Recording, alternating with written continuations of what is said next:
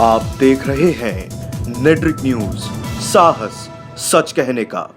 नमस्कार, मैं हूं आपके साथ प्रेरणा तलवार और आप देख रहे हैं नेट्रिक न्यूज। पुलवामा हमले की आग ठंडी भी नहीं हुई थी कि पाकिस्तान के पूर्व राष्ट्रपति परवेज मुशर्रफ ने ऐसे बयान दिए कि ये आग और धधकने लगी। पाकिस्तान के पूर्व राष्ट्रपति परवेज मुशर्रफ ने इस बात को बिना देरी मान लिया कि कश्मीर के पुलवामा में हुए बड़े आतंकी हमले के पीछे आतंकी संगठन जैश-ए-मोहम्मद का हाथ था।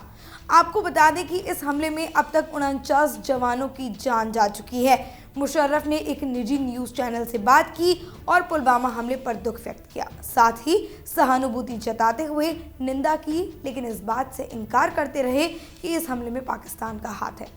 मुशर्रफ ने कहा कि ये भयानक है, हमें खेद है और हम इसकी निंदा करते हैं। मेरी जैश से कोई सहानुभूति नहीं है। मुझ पर जैश ने हमला किया था। मुझे नहीं लगता कि इमरान खान को जैश के साथ कोई सहानुभूति होगी।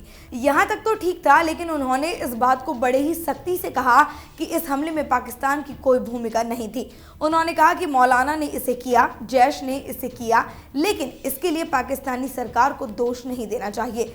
सारी जानकारी जुटाने के लिए एक संयुक्त जांच दल होना चाहिए। यदि इसमें सरकार शामिल है तो ये खेदजनक होगा। पाकिस्तान किस आर्थिक तंगी से जूझ रहा है, किस तरह से दिवालिया के कगार पर है, इससे कोई भी अनजान नहीं है। और आर्थिक संकट का जिक्र करते हुए पूर्व राष्ट्रपति ने कहा कि जिस परिस्थिति में पाकिस्तान है, मुझे नहीं लगता कि सरकार ऐसी स्थिति में आएगी।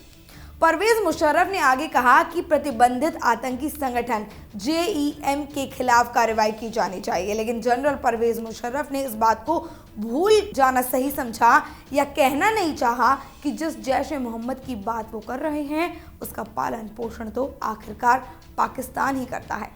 आपको बता देते हैं कि पुलवामा में 14 फरवरी को CRPF के काफिले पर फिदायीन हमला किया गया था, जिसकी जिम्मेदारी जैश-ए-मोहम्मद ने ली। वहीं जैश-ए-मोहम्मद जिसने पाकिस्तान में पनाह ली हुई है, इसके अलावा जिस आदिल अहमद डार को फिदायीन बनाकर हमले को अंजाम देने के लिए तैयार किया गया, उसकी पहचान कश्मीरी नागरिक के तौर पर की गई।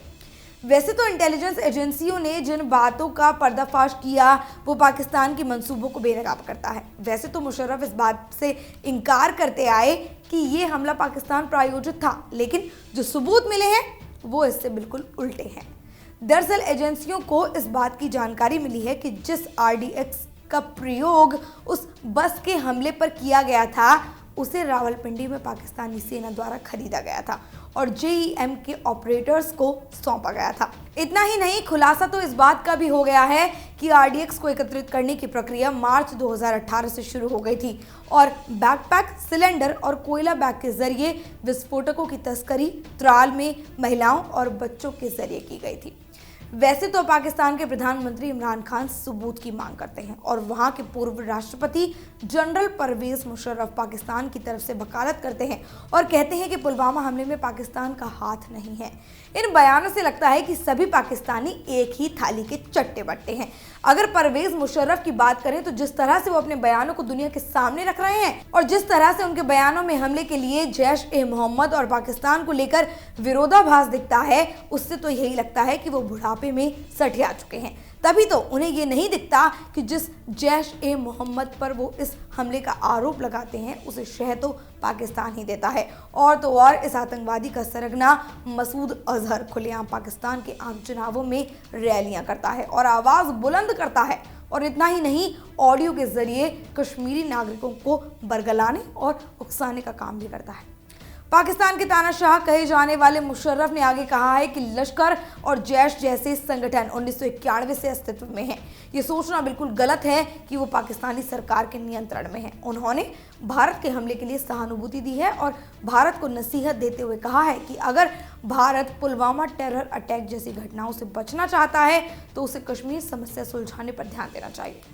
और तो और उन्होंने इमरान खान के दिए गए बयान का भी जिक्र किया और कहा कि इमरान खान पाकिस्तान के सबसे स्वतंत्र प्रधानमंत्रियों में से एक हैं।